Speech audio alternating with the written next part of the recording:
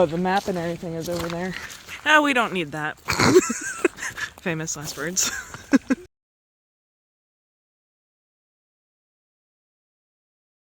Oh, great. So we have 2 creek crossings. Hopefully there's bridges. Or hopefully they're not too bad. Hopefully they're not too bad. So we start the trail. There's still snow here, a random March snow that we got. But this is definitely a nice winter hike. You get some pretty views that you wouldn't otherwise see in the summer. Definitely recommend for winter. However, it's a bit chilly. I do recommend this for winter and early spring before things start really growing, because from what I've heard from others, this trail gets really overgrown. Lots of poison ivy, poison oak. So definitely don't recommend. I definitely recommend staying away from this trail in the summertime and saving this for like the fall or winter.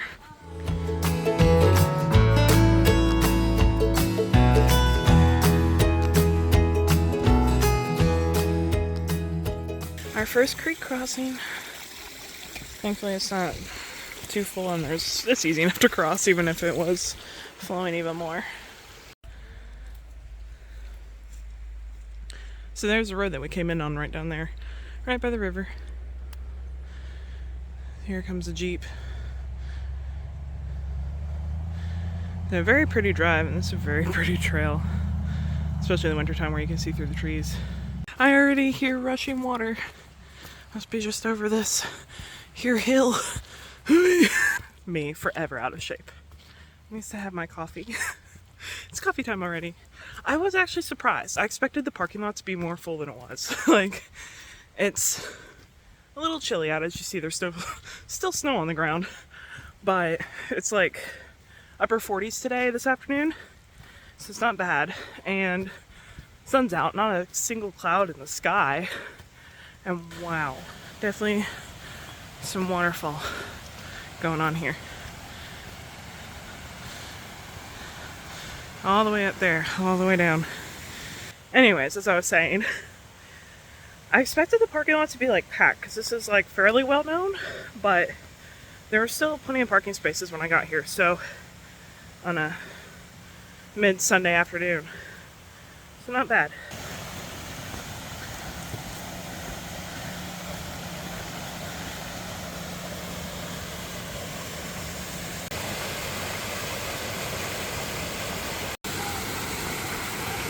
So apparently we're gonna be crossing up there. You see where people are crossing up there. Ugh. Not looking forward to this, but hopefully it's not too bad. So first we gotta climb up.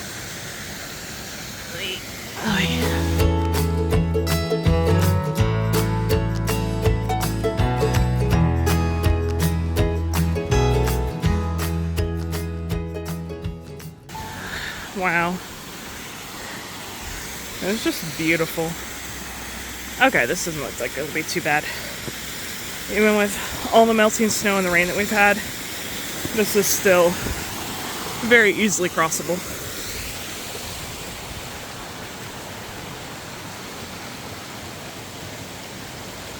And there's the trail there. So there's a little bit of a... You might have to get your feet a little bit wet, but there's a little bridge. Oh wow. Cross this little bridge, and there's waterfall down that way, all the way down to the river. Such a pretty spot. Okay, time to face my fears yet again. I really appreciate that rock there. It's very stable. It's on a slant, so that kind of scared me, and it's a little bit wet from everybody else crossing, but it did the job well, and I made it safely. So we're good now. Wow. And just like that, we're at creek crossing number 2. So those people over there just crossed. Now it'll be our turn. Also very pretty. Wow, this hike is way more scenic than I expected. Okay. So pretty.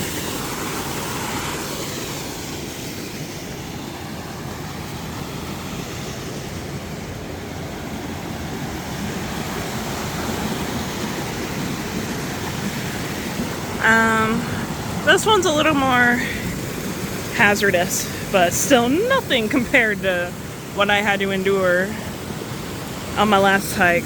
So if you missed that video, it's the Hemlock Falls video. Yeah. Watch that if you want to see the scariest creek crossing of my life. But look, there's icicles on that branch there where the water's going under. Okay, made it across. Oh, well, I'm not there yet. Okay, now I'm there. Like these little rock steps. So yeah, there's definitely more creek crossings when it's recently rained and or snowed. But so far, they've all been easy enough to cross. Wow, this rock is very interesting.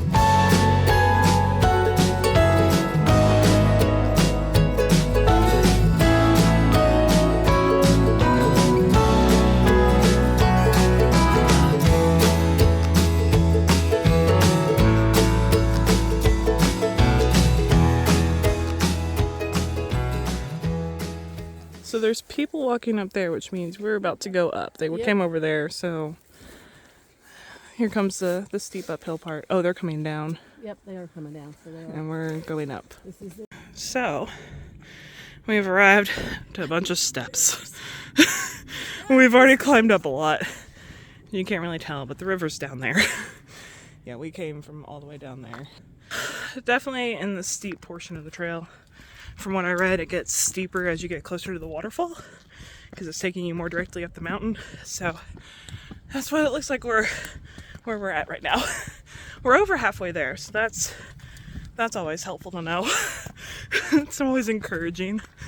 But oh, look at that. Already out of breath too. But on the bright side, it's all downhill on the way back, so that helps. Out of breath. Just for perspective, you can see the trail because of the snow. So we were down there and went down that way. We started like right about there and we've come up all this way, and it's much steeper in person. As I always say, the camera just does not do it justice. I don't know why. It makes it look like flatter than it actually is. There's the river. You can see the river.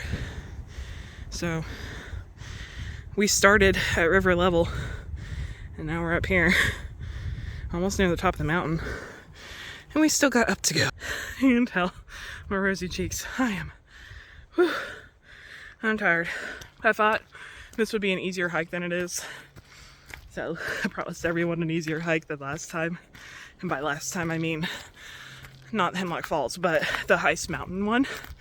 Yeah, that was killer. This is like a fraction of what Heist Mountain was, so I really shouldn't be complaining. This is not bad, but it definitely is challenging. So if you're not up for climbing a mountain, don't recommend this one. There are definitely easier hikes around, but this is a little more intermediate. I wouldn't quite say advanced, but definitely a little more challenging to get to the waterfall, which I think I hear it. I think the waterfall's, see, this kind of rounds the corner here. I think the waterfall's like right there, because that's like a different mountain there, and it goes down like the crevice between the mountains. So I think we're almost there. But yeah, definitely on the more challenging side of hikes, but not necessarily challenging because it's only 1.8 miles to the waterfall and then back. So about 4 miles round trip. That is a little on the higher side, I guess.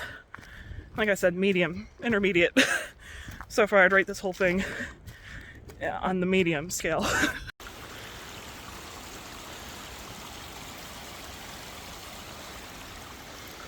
It's just so crazy to me It's like high 40s today. Yeah, there's so much snow still. Where the sun hasn't really hit it yet. And it was so below freezing all day yesterday. But it's like not today. It's actually pretty warm if you're hiking up a mountain. But it's just so weird because it's March. It never snows here in March. So, very rare. I don't think any of us expected that to happen yesterday. They predicted it, but none of us believed them. But up here, there's still so much snow. So pretty.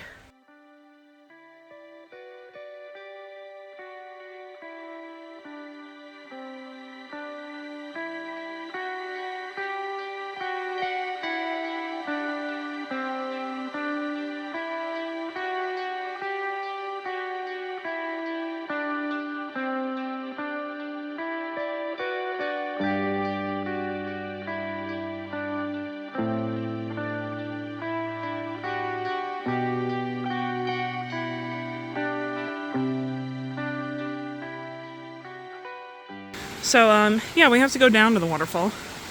Didn't know that was part of this. Which means we'll have more uphill. I thought we were done with the uphill. Oh well. It's not too much further. Just a little bit nervous about these icicles. So, we were up there. Now we're going down here.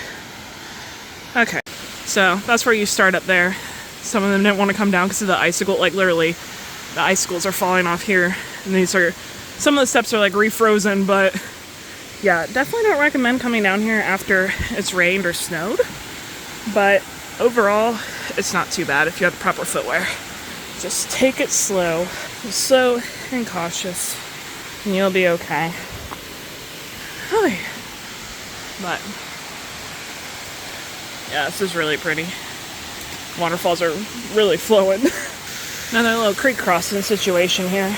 But... So if you want to go all the way down, I'm not really sure how you're supposed to go down. I feel like that's about as close as we're going to get.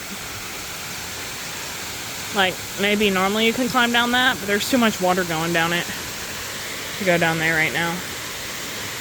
I'm not risking it. This is a pretty view anyways.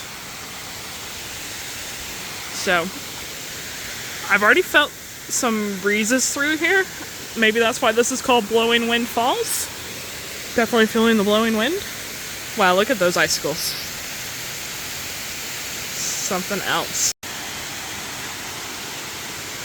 Well, time to say goodbye to Blowing Wind Falls and hello to icicle death. Hopefully not. But they are tripping like crazy and falling like crazy. We've already seen quite a few fall.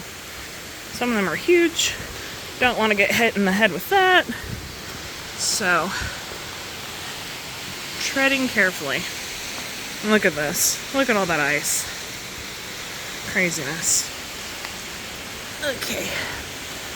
All uphill from here. And then it's all downhill. So that's nice.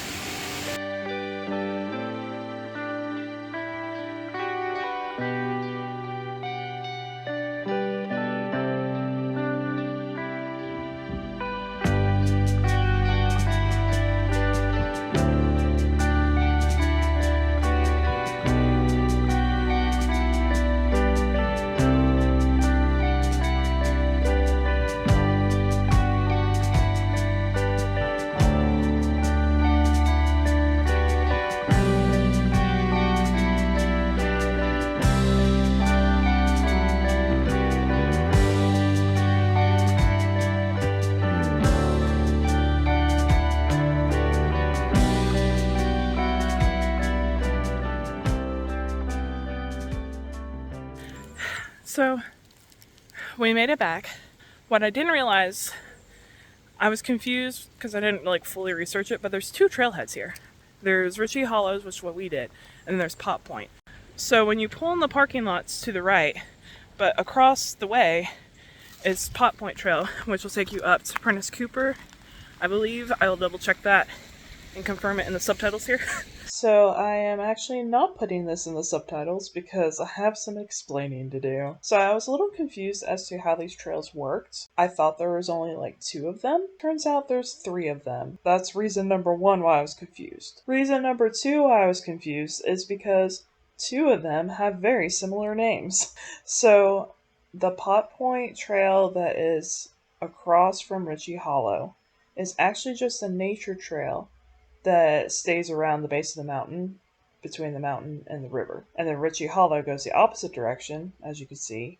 And that is the one that actually goes up the mountain. It goes past Blowing Wind Falls, goes straight up the mountain, and it will take you to the top of the mountain. And you can go to Snooper's Rock from there. You can go to other places within Prentice Cooper. And then the third trail is Pot Point Loop. It is strictly on top of the mountain. It's not down at the bottom. So you've got the Pot Point Nature Trail, which is at the bottom of the mountain. And then you've got Pot Point Loop Trail, which is at the top of the mountain. And then if you want to do Ritchie Hollow, there's two trailheads here. You can go up this way, and then you just go that way, or you can start at the end that we started at over there. So it's just like a short little loop. But anyways, overall the trail was 4 miles round trip. Not bad. A little bit steep going up, definitely tiresome, but going down was so easy because it wasn't too steep, and it's like my knees didn't hate me too much, and it was mild enough, and it was like so much faster coming back than it was going up, so like twice as fast, because it's all downhill, whereas going in, it's all uphill. Gradual at the beginning, but consistently uphill. So the creek crossings are really cool. My friends and I were saying the first creek crossing with like the little waterfalls and everything is probably the best part of this whole trail. So if you're not keen on the steep uphill, it's totally worth coming here just to go to that.